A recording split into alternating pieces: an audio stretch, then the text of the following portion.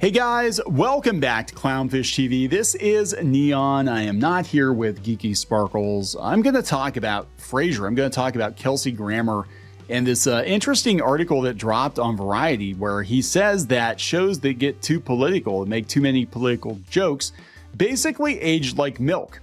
And this could have something to do with why people are watching old TV shows. I think it is. I think this is why a lot of people are going back to classic shows, because a lot of those classic shows aren't that dated. The jokes aren't dated. As soon as you bring current year politics into the mix, it immediately dates the show. And some people actually talked about Murphy Brown being a good example of what not to do, because the show was a huge hit when it was on and now nobody cares. Nobody watches it because very few people remember Dan Quayle.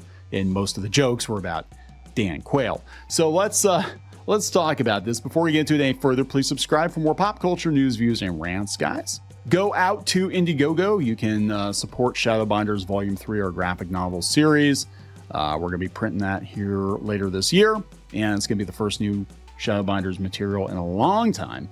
We also have Crimson Wren 2 coming up too, so that's a whole nother project. But if you want to get in on Shadowbinders Volume 3 and pick up a copy of books 1 and 2, if you haven't done so already, go out to Indiegogo, please. So I thought this is pretty interesting that, Kelsey Grammer, who is, I believe, pretty conservative, as I understand it. Now, he's not, I don't think he's out there constantly, making a lot of noise about his politics, but he says, yeah, you want to avoid political jokes on the show. And he talks about everything that he's been doing, and he said Frasier, which I haven't seen the reboot. And people say it's actually pretty good, but I haven't watched it yet. I need to check it out. But he said it's still priority number 1 for him. He said in this polarized era, Grammer, who, yes, we know has some controversial they have to disclaim that on Variety. Yes, we know he has some controversial political viewpoints, which we won't get into here. Oh my God, are you serious? He believes Frasier works because it's not political. We avoid political jokes because honestly, they're so locked in a time warp. He says, contemporary culture does not fuel any comedy that lasts. It's only funny in that moment, and usually not so funny for half the people that are listening. That is actually true. I think it's good advice to steer clear of that. Frasier has always been able to last because it's about the things that are important. Relationships, love, brothers, fathers, wives, sisters. Some things are universally funny, and it's usually character, situation, relationships. They're the tent poles of our storytelling. Yeah, that's actually true. I think it's very true. Because if you go out to look at the data on what people are actually watching, the shows that they're watching, they're not political shows. People are watching Friends. They're watching Seinfeld. There might be a couple of jokes here and there that date the show a little bit, but they're not focused solely on politics. And, we're seeing, even millennials and Gen Z are watching shows like The Office. They're going back and watching shows like Happy Days. And it's kind of wild to see this, but I understand why, because a lot of these shows, they do age well because the jokes age well. And the jokes, like what might date it is, referencing technology or maybe a movie that just came out or something like that. But for the most part, like you can watch an episode of a lot of these shows from 20, 30 years ago, and it's still funny because we're dealing with universal issues that aren't tied to a specific point in time, right? And a lot of the current crop of creators, I'm using finger quotes here, in Hollywood want to tie everything to politics. So it is refreshing to actually have him come out and say, hey, we're not going to talk heavily about politics on the show because it's not going to age well. And you can still watch episodes of Frasier from the 90s, and they're still funny.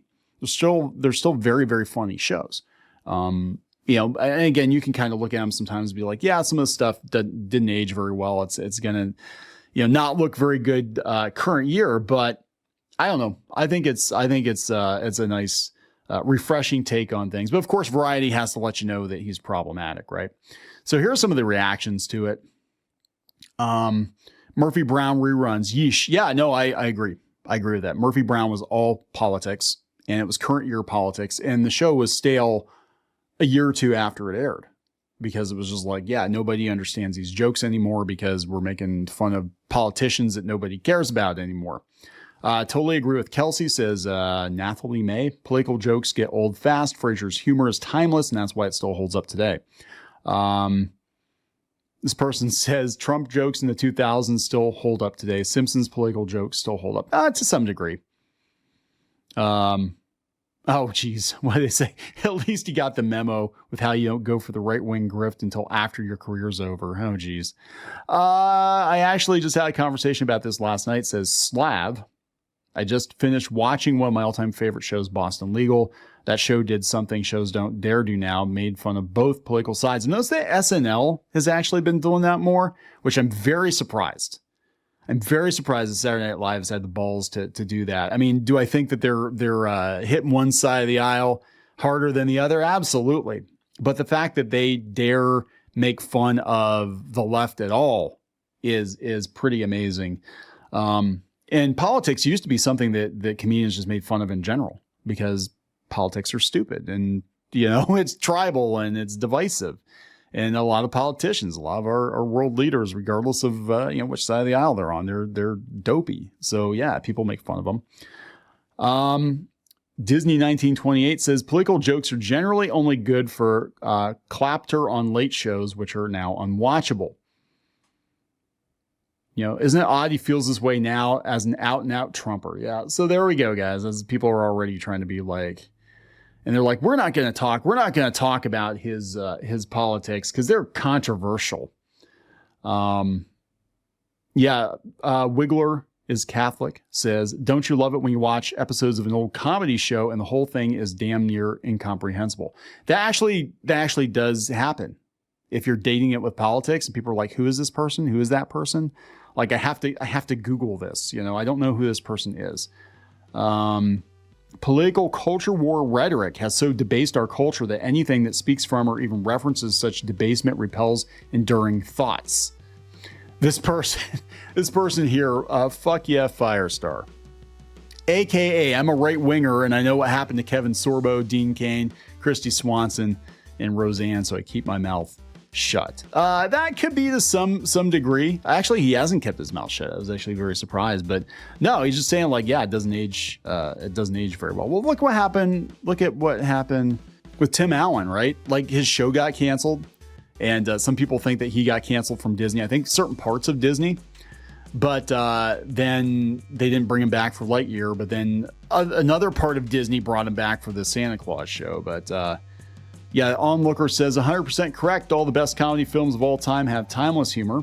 Even the political satires are timeless. Dr. Strangelove, etc. That's the thing. A lot of the most biting satire of politics actually came from the other side of the aisle. In some cases, I think if you can make fun of yourself, and I think that's it. Like it used to be us versus the politicians. Now everybody's like so tribal. Right, they have to align with a certain political ideology, and it used to be back in the day that like people just hated politicians in general. They just hated politicians. They hated politics, and they hated how stupid and tribal it has become. And now it's become sports. It's become sports and religion for people. But there you go, guys. I just thought it was interesting. We're going to wrap this one up. Please subscribe. We'll talk later.